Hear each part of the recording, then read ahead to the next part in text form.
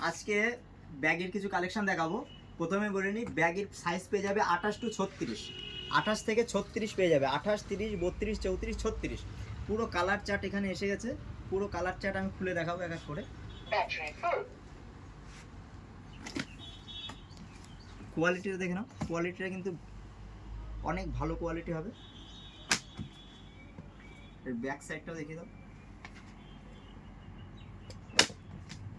পুরো কালার চার্টটা দেখিয়ে দেবো।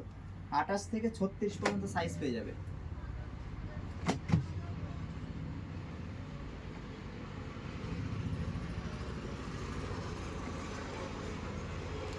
লাইট মিলিয়ে কালার চার্ট পেয়ে যাবে।